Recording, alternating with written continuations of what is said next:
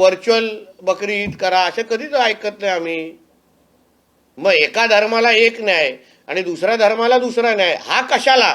जसं झाडाला मिठी मारतायत हा तसं बकरीला काय जाऊन मिठी मारत नाही? हा साधा प्रश्न फक्त विचारलाय. काही लोकांना त्याची अलर्जी झालेली दिसते म्हणून कुठे ना कुठेतरी कुंभमेळ्याला बदनाम करणं हा एक कलमी कार्यक्रम आहे. नाही नाही, अचानक सगळे पर्यावरणवादी आणि हे सगळ्या गोष्टी जागलेल्या आहेत तपोवनच्या निमित्ताने.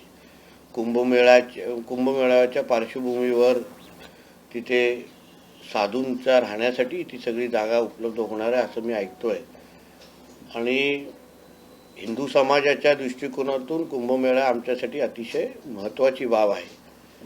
आणि प्रश्न एवढाच मनामध्ये येतो की हे सगळे जे पर्यावरणप्रेमी आहेत, प्राणीप्रेमी आहेत, हे कधी अन्य धर्माच्या एकंदरीत उत्सवाच्या निमित्ताने असे कधीच प्रश्नचिन्ह उपस्थित करत नाहीत. म्हणून मी तो ट्विटमध्ये विचारलं, आपल्या देशामध्ये अगर सर्व धर्म समभाव आहे तर सगळेच प्रश्न, सगळ्यात हरकती, सगळ्यात पर्यावरणावर प्रेम असो, हे सगळं हिंदूंच्या सणाच्या वेळी का येतं? हा साधा प्रश्न मी विचारलेला आहे. कधीतरी मनात प्रश्न येईल ना. कारण की ईदच्या वेळी ज्या मोठ्या प्रमाणामध्ये बकरीचे हे कत्तल होते, त्याच्यानंतर ते सगळं रक्ताचे पाणी सगळीकडे वाहत असतं असं असंख्य वेळी आपल्याला उदाहरणं किंवा आपल्या मीडियामध्ये पण चालवलं जातं. पण तेव्हा हे पर्यावरणप्रेमी कधीच आवाज उचलताना आम्हाला दिसत नाही, कधीच बोलताना दिसत नाही की व्हर्च्युअल बकरी ईद करा असं कधीच ऐकत नाही आम्ही. मग एका धर्माला एक न्याय आणि दुसऱ्या धर्माला दुसरा न्याय हा कशाला? हा प्रश्न या निमित्ताने मी फक्त ट्विटच्या निमित्ताने विचारलाय. का नाही जा? आता जसं झाडाला मिठी मारताय चांगली गोष्ट आहे, झाडं जगली पाहिजे पर्यावरणाच्या दृष्टिकोनातून, बरोबर मुद्दा आहे. पण जसं झाडाला मिठी मारतायत हा तसं बकरीला काय जाऊन मिठी मारत नाही? हा साधा प्रश्न फक्त विचारलाय. परंतु विजय वडेट्टीवार यांनी तुमच्यावर टीका करताना असं म्हटलेलं आहे की बकरी काही ऑक्सिजन देत नाही, झाडं ऑक्सिजन देतात, एवढं तरी नितेश राणे यांना. अहो ठीक आहे ना, मुद्दा तुम्ही जिथे झाडांचा आणि बकऱ्यांचा असला तरी पण तो प्राणी नाही आहे का? आणि त्या निमित्ताने जे काही रक्त वाहून जातं सगळीकडे, काही असंख्य म्हणजे मोठ्या सगळ्या सोसायट्यांमध्ये आणि घरांमध्ये आपल्याला रक्त वाहताना दिसतं बकरी ईदच्या काळात. मग तेव्हा हे पर्यावरणप्रेमी कुठे असतात? एवढाच माझा साधा प्रश्न आहे. प्राणीप्रेमी कुठे असतात एवढाच साधा प्रश्न आहे.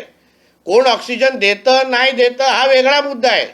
तुम्ही मूळ मुद्द्यावरून डायव्हर्ट करू नका असं मी विजय वडेट्टीवार कदाचित विसरले असतील. ते पहिले काँग्रेसचे नेते होण्याच्या अगोदर पहिले हिंदू आहेत आणि हिंदूंच्या दृष्टिकोनातून आपल्या धर्माच्याच कुठल्या तरी मोठ्या असं महाकुंभ होत असेल किंवा आपल्या सणासुदीच्या टायमालाच असे प्रश्न विचारले जातात.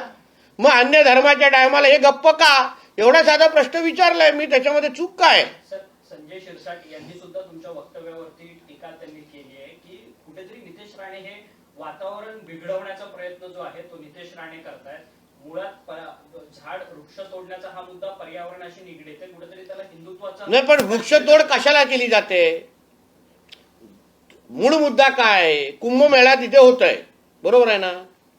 त्यासाठी साधुग्रामसाठी ती जागा उपलब्ध केली जाते. मूळ मुद्दा कुंभमेळ्याचा आहे. मग हाच प्रश्न अन्य धर्माच्या वेळी का विचारला जात नाही? एवढाच साधा प्रश्न आहे.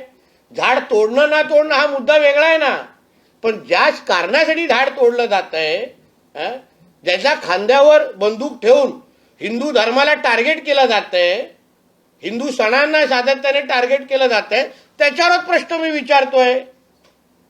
विचारणं चूक आहे का? आपल्या इथे एवढा मोठा कुंभमेळा होतोय, त्याची एवढी मोठी तयारी सुरू आहे, काही लोकांना त्याची अलर्जी झालेली दिसते म्हणून कुठे ना कुठेतरी कुंभमेळ्याला बदनाम करणं हा एक कलमी कार्यक्रम आहे.